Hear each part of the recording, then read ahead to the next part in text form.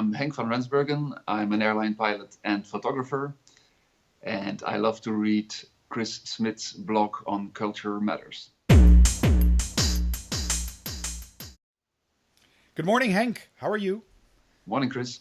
Good. How are you? I'm good as well. It's I know that we are relatively close to each other, and with that I mean geographically. And if I look at your background, your backdrop, I see first of all I see two pictures: one of a desolated bridge or something, and of an old roller coaster. I reckon it's wood. That's what it looks like from here. But also, it's light where you are, which and I share that same emotion because it's sunny today, and I'm looking outside, and that sun gives me a smile on my face. So enjoying the sun on this Wednesday, March 14, 2018, recording date. True. Well, sun is a scarce product in Belgium. We don't have that much sun, so when it is sunny, the curtains open and the light streams in. And Yes. light, obviously, is one of the things I love to work with. That's yes, it's very important. Okay, we're gonna go talk about that. But first of all, I have seen you on TV, Dutch TV, that is. I've seen some of your work. You're somewhat famous, I guess, or beginning to get somewhat famous.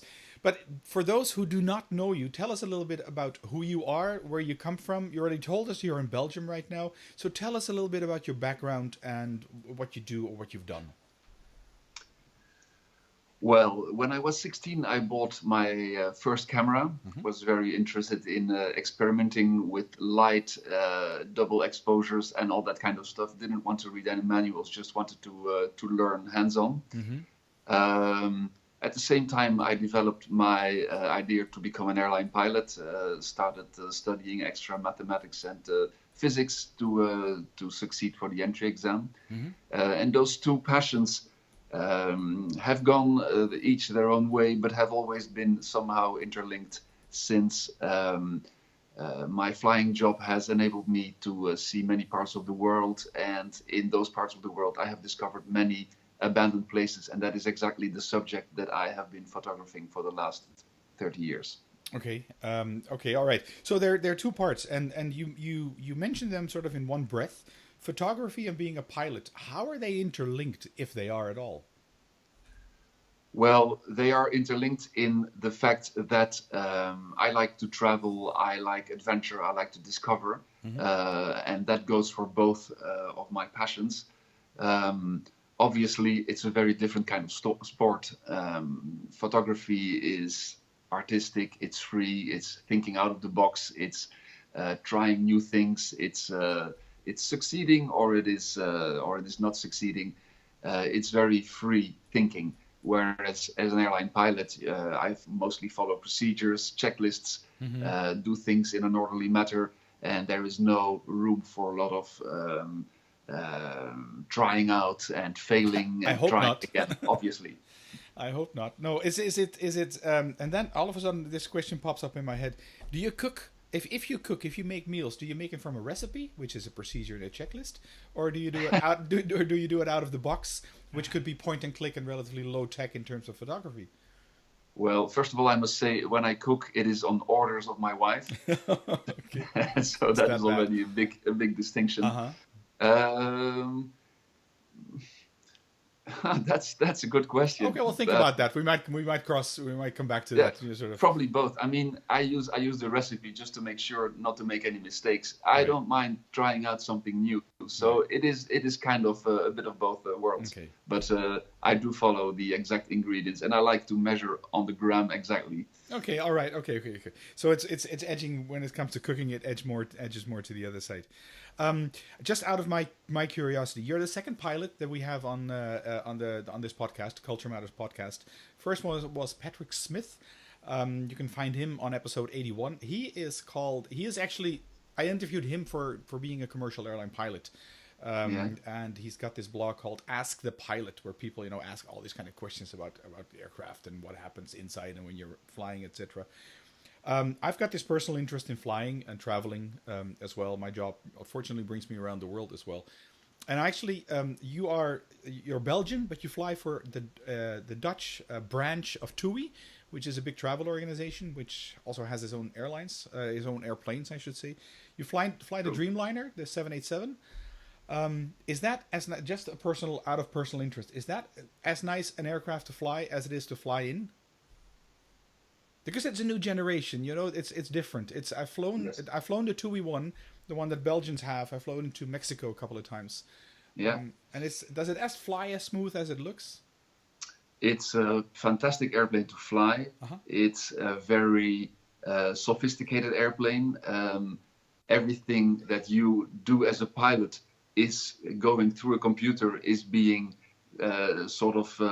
checked and measured and then translated into movements of flight controls, which means that it is a very artificial airplane. Mm-hmm. But even older airliners all have this kind of system, whether it's through servo, hydraulic systems, or through flight computers. They all have that. The 787 takes it another step further, which makes it very easy to fly, which makes it very, very easy to program, which gives you a very comfortable life as an airline pilot. But sometimes you regret not having to trim away and to feel all the different forces feeding back to you, because they're simply filtered out. But in general, I'm really, really happy and very privileged to fly this plane. I can imagine. Well, I can imagine. It looks like a very, very cool plane as yes, well. And being a passenger, having been a passenger a couple of times on this plane, it's nice to be a passenger as well. But you're not here as a pilot, because we've had that in the other episode. Well, maybe a bit, but more so as a photographer. Okay. And I stumbled across you, so to speak, when I was watching a TV program which was aired on Dutch TV. Where they followed you on your trips and what you do. Now, this is also being recorded in terms of video, so you can watch what we're talking about. This is to the audience, and what I'm looking at, because we're in your living room at this moment. You can go to culturematters.com and then /YouTube and find the video cast as well. If I look from to your left and to your right, there are two pictures that you've taken of abandoned places. Now, tell us a little bit about this thing of photography, which I was going to say spun out of control, but this is more than a hobby, right? What do you do and what is it? It's more than a hobby, because I'm professionally a photographer. I mean, officially. Yeah. It is a fascination of my youth. I mean, everybody as a kid must have been fascinated somehow by an abandoned house on the street, or a cellar, an attic where you discovered old photographs, stuff like that. This feeling of rediscovering something that has been forgotten is something that has been very strong with me. The combination with photography enabled me to visualize what I did, those explorations. Mm-hmm. At first, I made photos to just show my friends where I had been and what the view was from the rooftop of this and that factory. And this was when you were 16-ish? Yes, exactly. And then I realized that I could do so much more with my photography than just show where I had been. And I started trying to translate the feeling I had inside of those buildings in my photographs. The eerie feelings, the feelings of awe, of discovery, of anxiety, all these kind of feelings. And with the photographs, I tried to give the people who watched my photos a means of reconstructing those places. Mm-hmm. And it is not so much the history that I'm interested in, but more the people who live there through what they have left there, like a calendar on the wall or clothes hanging on a chair. These artifacts make it possible for the spectator to reconstruct how it was, why it was abandoned, who lived there, and so on. Okay, go ahead. And this quest of trying to translate feelings and my version of the history of the place has led me into making a lot of photographs, developing a website in the 90s, which was quite something at the time. Yeah. And this had led to me being discovered by media. And then when one day a factory was demolished, then the news would call me, a journalist would call me and try to get an interview because I had been in this or that factory making photos, and now it was being destroyed. Okay, so a couple of questions run through my mind. Was that what you did? Was that illegal? Yes. Or did you go by the premise of not asking permission but begging for forgiveness afterwards? No, no, because you won't get permission to enter an abandoned factory because it's simply too dangerous, and Right. because there are no more owners, because they've gone bankrupt or whatever. Yeah. There is nobody. This place is left on its own, Yeah. and there's a hole in the fence, and it's just like an invitation. That is the easy part. I mean, it's a gray zone. I am trespassing. However, if you go, for instance, into an abandoned house, then there's probably still an owner. Maybe the children of the deceased owner. There's still personal stuff inside, and this is kind of an invasion of their privacy. So that's where it stops for me. Yeah. I just have my own basic rules. I don't break in. I don't invade anybody's privacy. And if I do, I just retreat, and I don't publish photos which I have taken there. I take nothing. I don't steal. I don't. Actually, you shouldn't be able to see the difference before or after my visit. Yeah. There's the saying that goes like, when you do the work, I guess the work that you do is like you only take pictures and you leave footprints. Exactly. And that's that is sort of on your mind as well. And even the footprints, it's already too much. It should be invisible to anybody that you have actually been there. Yeah. Now it's easy for an abandoned factory, an abandoned hospital, abandoned big places. It's fine. I mean, nobody cares. For an abandoned house and personal places, it's a bit more tricky. It's a tricky. Okay. Now, on the left and the right of the image, the recorded video that I'm looking at, the Skype recording. Yeah. I'm seeing a bridge and I'm seeing a roller coaster. Can you describe? Because I can see what it is, and the audience can see what it is as well. But give us a description. What is it? Where did you take this? What's your meaning? What's the subtitle for you?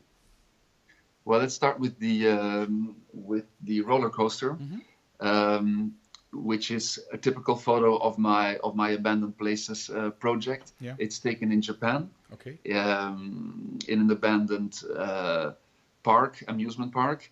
This park was being guarded during daytime, so I went in at night. Around 10 I went in. There was still a guard. He left at 11, which means that this photo is actually taken by night. Okay. It's you wouldn't say it because it looks like a daylight photo. It's an 8-minute exposure time, which and a wind calm condition, so the trees haven't moved. You can see some star trails because obviously the Earth has turned in those 8 minutes. And this photo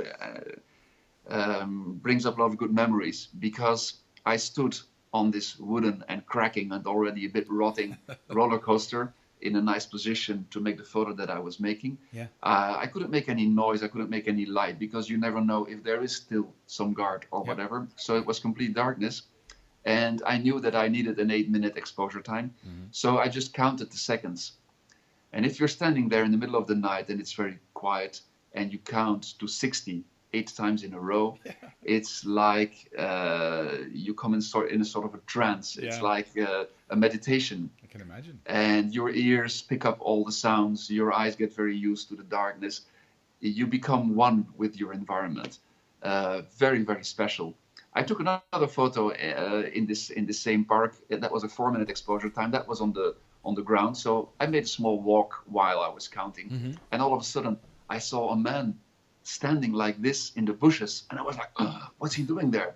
And I took my flashlight. But it was a doll. It was a man-size mannequin of a cowboy, which was thrown away in the bushes and was watching me. Anyway, it's very special to make photos at night.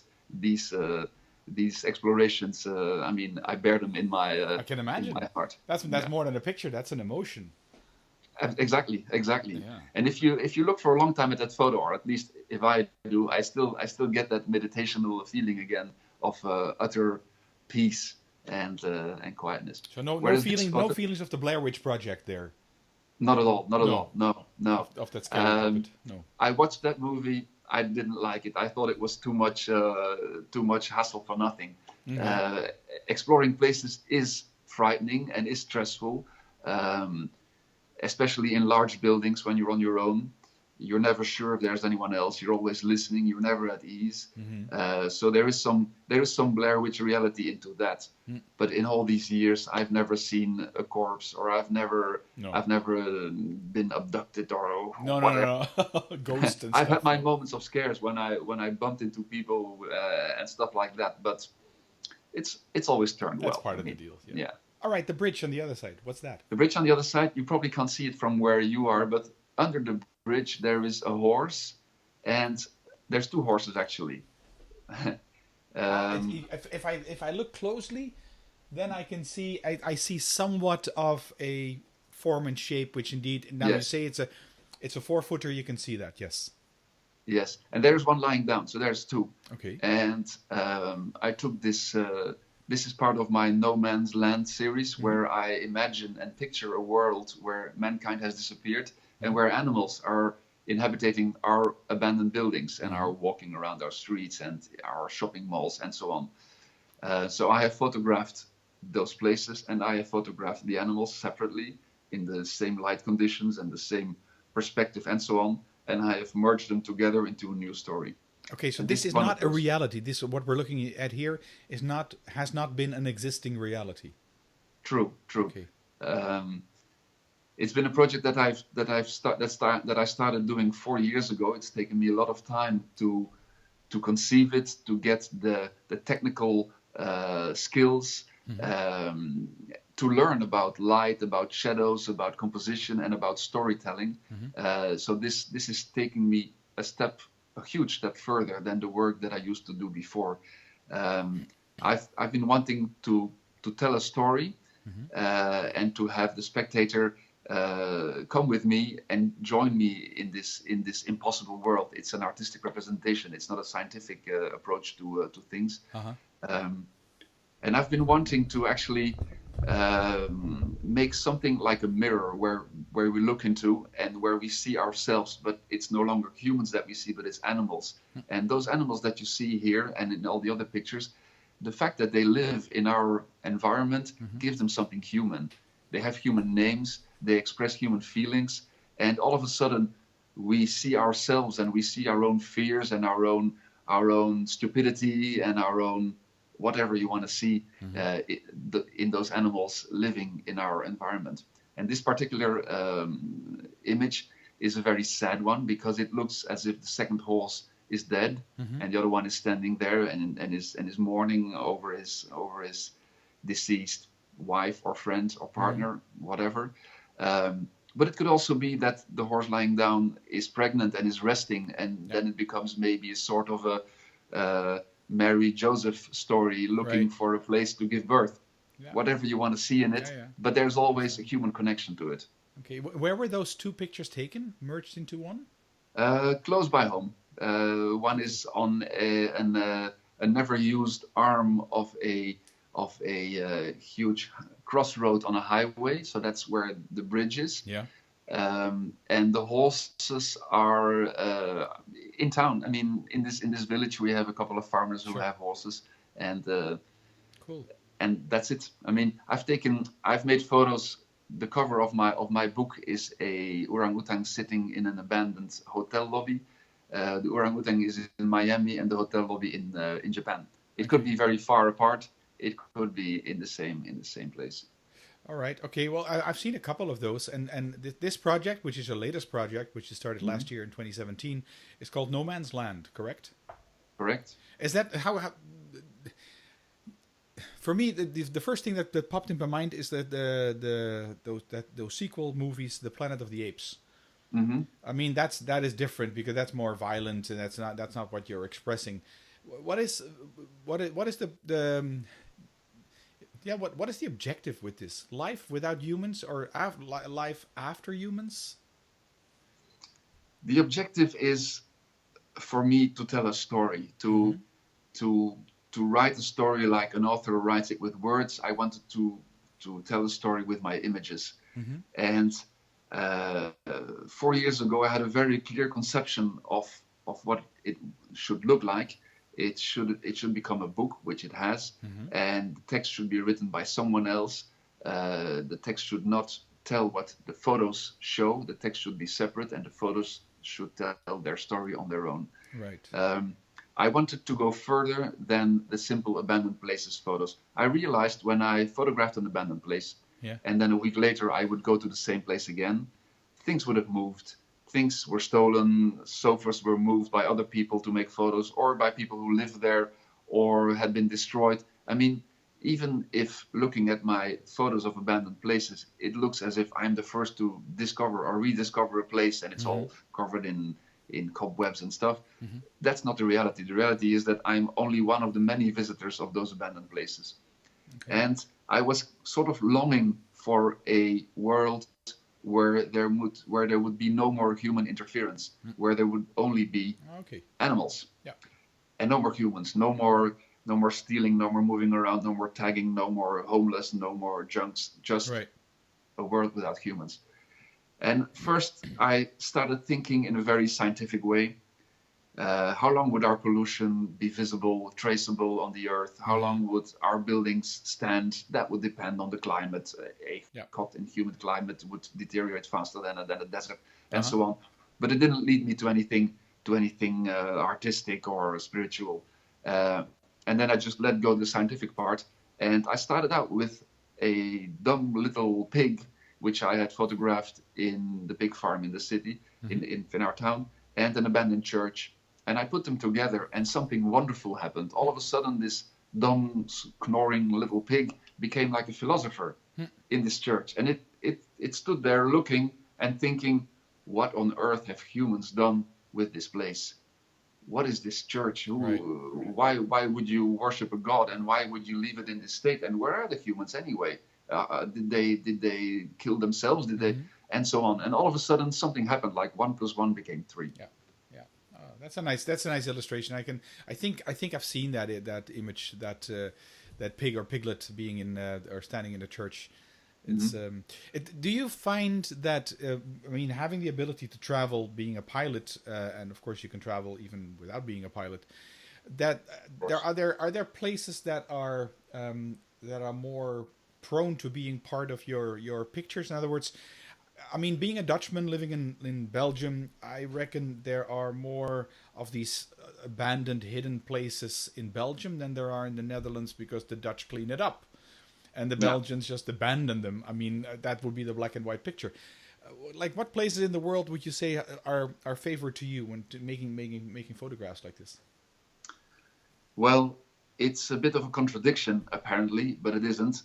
Okay. The countries that are rich and have a lot of room are most likely to have what I'm looking for. I'm thinking about United States, I'm thinking about Belgium, France, Italy, Germany.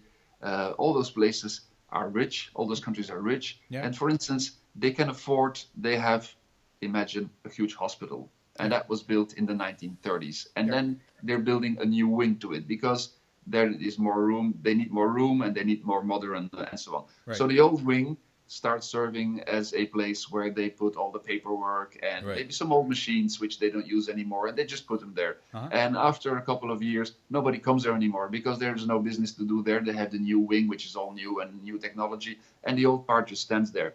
And then one day a window is smashed, and a door is opened by burglars or whatever, and slowly the place starts to deteriorate, and before you know it, you have a half of a hospital which is like an open air museum, very interesting to visit, easily accessible or not, depends, and you wonder how is it even possible. So if you would go to countries like, for instance, Cuba, many people think, oh, Cuba, it's fantastic for ruins and that's what I would think. Yes, it's not true. All of those old buildings, people still live there because they are too poor to afford to just leave them standing empty. People live there. There's only very few really abandoned places in Cuba. There's many more here in Belgium and in all the countries I just named. So you would go to Japan, for instance, as well. They just leave it, and they close it, and they treat it with respect, and it just gets old and it gathers dust, and they don't clean it up. Okay, so even the Germans don't clean up their stuff. I would reckon the Germans, being the Pünktlichkeit and Gründlichkeit, everything is square. So, but even there you can find interesting places. Well, fortunately, yes. But sometimes even, I mean, even people who like to clean up everything don't have a choice than just to leave it until legal matters are solved. I mean, a company goes bankrupt. You cannot destroy the building straight away. You need first to find out what's left, what money, who needs money, and so on. And sometimes this process takes time. And in that time, maybe the building is burned or something happens, and then all of a sudden there is no more money to be distributed, and things just take years, and procedures happen. And but it's true, in Holland things are being dealt with much faster. But fortunately, in other countries not, and they have time to. There is time for the building to ripe and to become more beautiful, overgrown, and so on. Apart from your personal preference being a photographer, in terms of finding locations to photograph, do you see that there are cultural differences in terms of course a church can look different in the United States versus Japan versus Belgium, but are there typical things where you say, typical things, this is what you'll typically find in Japan? I mean, looking at roller coaster or abandoned play parks or whatever, and abandoned bridges is something you find a lot more in France or in South Africa. I don't know. Is there any truth in that? Yes, obviously there is a big difference. Japan is a very good example of a very culturally different country than ours. Not only architecturally speaking, because they have those sliding doors with paper instead of glass. They have a special name, which I forget now. Okay, anyway. I know what you mean. Yeah. Yeah. They have their theme parks, like with the roller coaster, but also they have theme parks where they imitate a country. There could be a German theme park with stories about Beethoven and the Brothers Grimm and so on, with buildings that are exact replicas of buildings that exist in Germany. And those theme parks used to enable people, the Japanese, to sort of visit Germany without leaving their country. And they have theme parks of different countries. They have Far West with cowboys and stuff like that, theme parks and so on.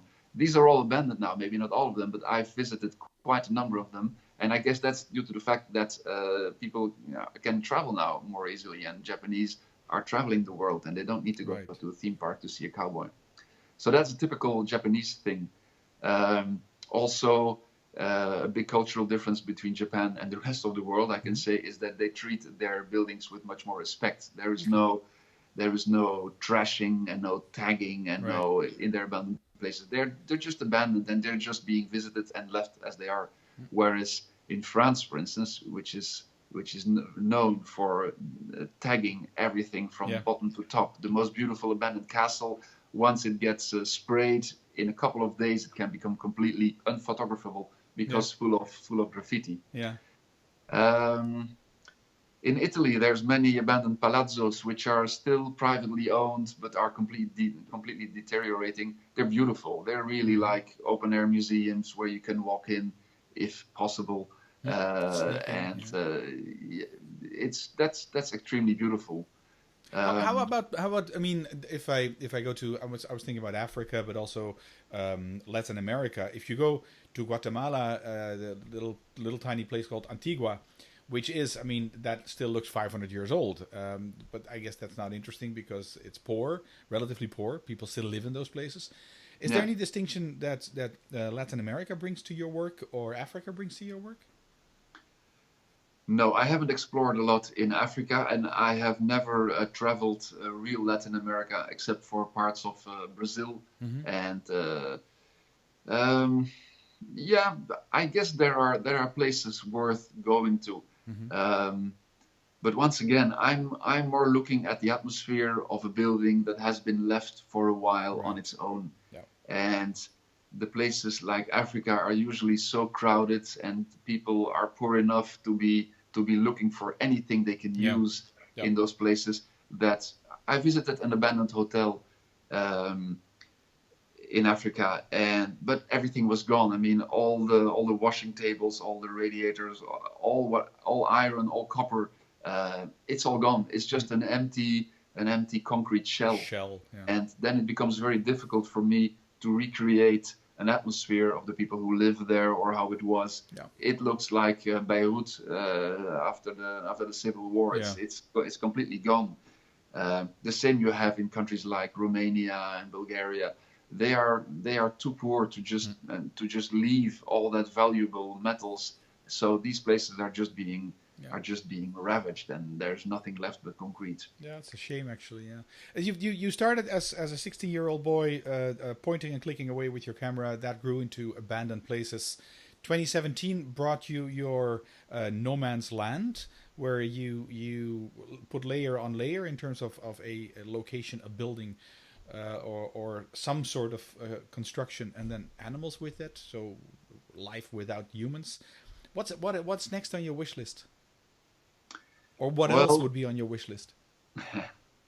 I've been feeling not empty, but I have finished this project. It's taken me 4 years. It's my 6th book. And right now I'm still thinking of where to go and what I want to tell. And I don't want to rush that process. It's also a very nice and interesting process to think of your next project.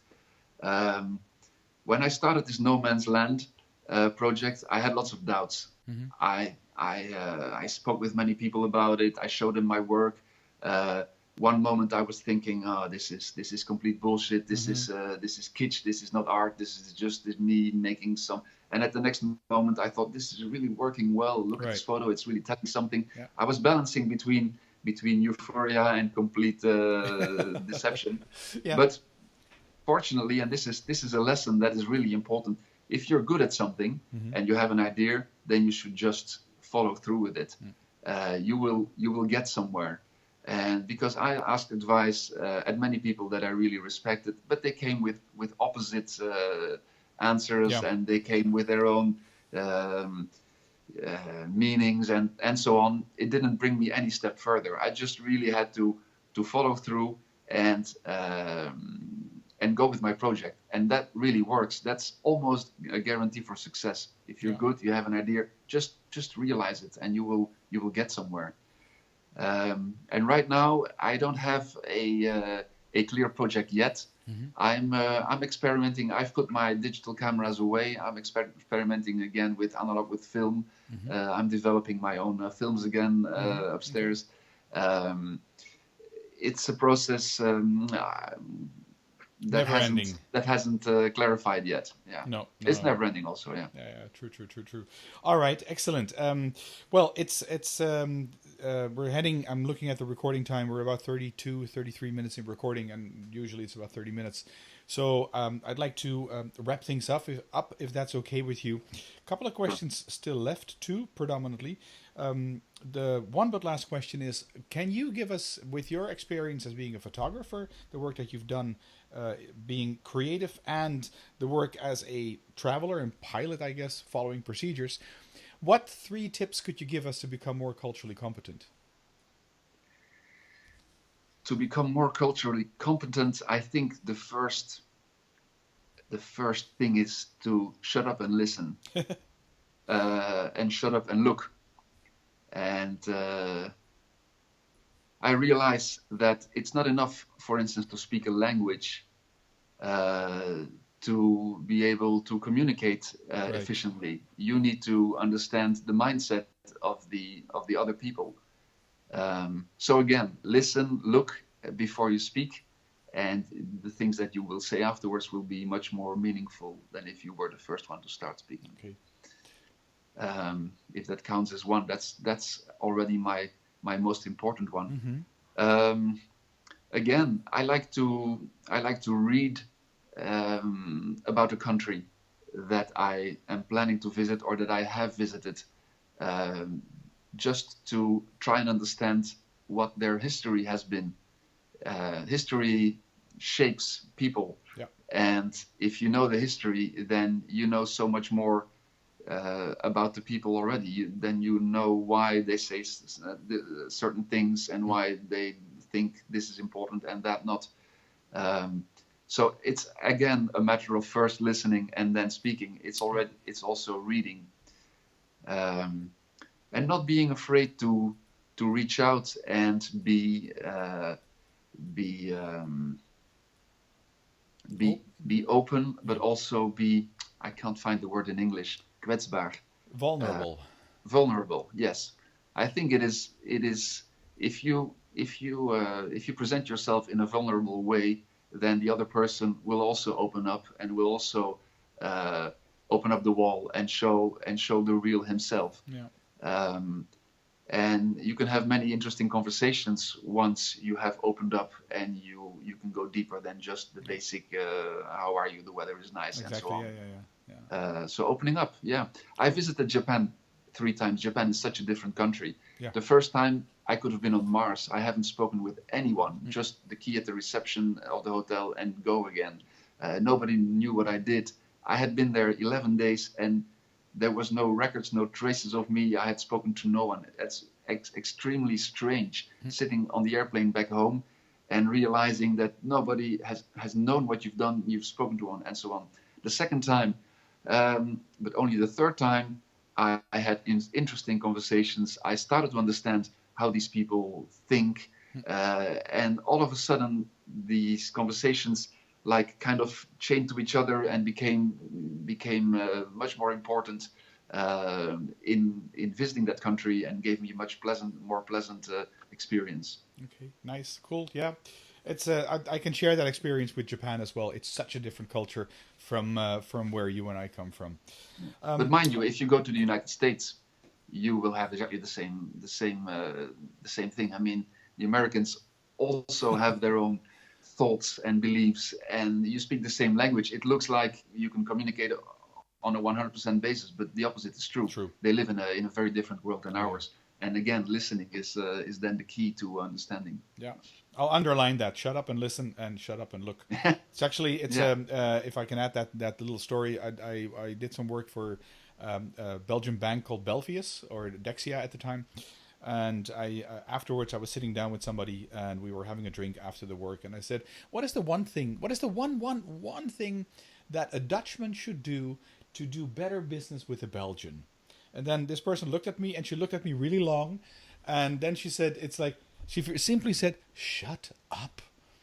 And that was so powerful. So I can so much link up to what you just mentioned. Shut up and listen, but also shut up and look. I think that's important as well. Henk, where can people reach you if they want to get in touch with you, or if they're interested in getting any of your books, Abandoned Places or No Man's Land? They can Google me. I have a website called henkvanrensbergen.com, which is the most up-to-date one. I have an old one, which is called abandoned-places.com, which is no longer updated and which has become an abandoned place in itself. So Google me, and books are available on Amazon worldwide. They're available with me if you like an autograph. There are exhibitions from time to time. And you can see that on Facebook or on my website. They're all announced. All right, excellent, great. Well, thank you so much for coming on for these shedding us some light on the pictures left and right of you. They're a good starting point, I think, to listen and look at this podcast and videocast, and to explore the work of yourself a little bit further. Thanks again, and I'm pretty sure we'll bump into each other when I might board a TUI flight. You never know. You never know. My pleasure. Take care. Bye-bye. Bye.